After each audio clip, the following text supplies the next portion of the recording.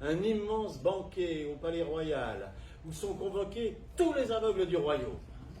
Ils viennent tous, et puis, enfin, arrive, bon dernier, l'aveugle Chim. Le garde le repère. Hé, toi, comment tu t'appelles? Moi, je m'appelle Chim Hakyu. L'aveugle Chim, c'est lui, il est là. Et on l'emporte dans les appartements privés de la reine qui l'attend, cachée derrière un rideau de perles de corail. À l'époque, cela fait déjà 3 ans qu'elle est au palais. Et son père, sans doute d'avoir pleuré jour après jour la mort de sa fille, on a les cheveux entièrement blanchis. Elle hésite à le reconnaître. Alors elle ordonne, demandez-lui comment il s'appelle, la ville d'où il vient, et quelle est sa famille. Lorsqu'il entend ce mot, famille, des larmes jaillissent en torrent de ses pauvres yeux. Je vais vous dire qui je suis, oui, moi, l'aveugle.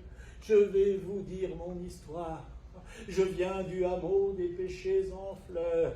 Je me nomme Chim Hakyu. Le 9e mois de la 5e lune de l'année Yiju. Ma femme est morte en donnant le jour à une petite fille. Et j'ai enveloppé dans un carré de tissu cette pauvre enfant qui venait de perdre sa mère. Et me suis donné bien de la peine pour aller mendier le lait destiné à la nourrir. Et puis, lorsqu'elle a eu 15 ans, ma petite Chong, devenue un modèle de piété filiale, s'est mise à mendier à ma place pour subvenir à nos pauvres besoins, jusqu'au jour où un moi m'a annoncé que si j'offrais 300 setiers de bon riz blanc au Bouddha de son temple, celui-ci me rendrait la vue. Et j'ai promis 300 setiers, et j'y signais. Quel pauvre fou! Et voilà pourquoi ma fille s'est vendue 300 setiers à des marins de passage qui commerçaient avec la Chine et qui voulaient une petite vierge à sacrifier au roi dragon du fond des mers. Cela fait aujourd'hui 3 ans qu'elle est morte noyée, alors je vous le demande, à quoi bon laisser vivre un jour de plus un pauvre gueux qui a laissé se vendre sa propre fille et qui n'a même pas retrouvé la vue? Allons, tuez-moi, vite, qu'on en finisse.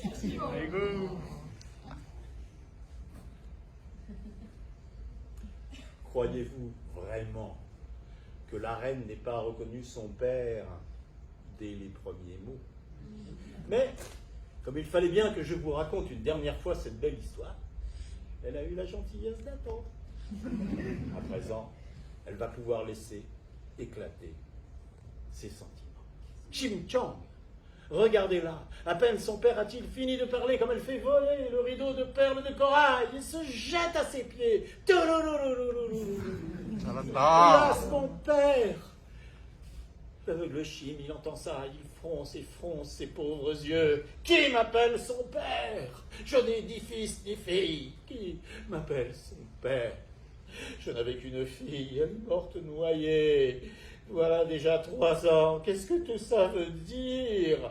Hélas, mon père, comment est-il possible que vous soyez encore aveugle? Votre petite Chong, votre fille, morte noyée, elle est là, devant vous. Faites un effort, ouvrez les yeux, regardez-moi. L'aveugle Chim, il entend ça, il fronce ses pauvres yeux. Mais enfin, qu'est-ce que tout ça veut dire à la fin? Est-ce que je suis mort et que je viens de pénétrer dans le palais du roi dragon du fond des mers? Est-ce que je rêve?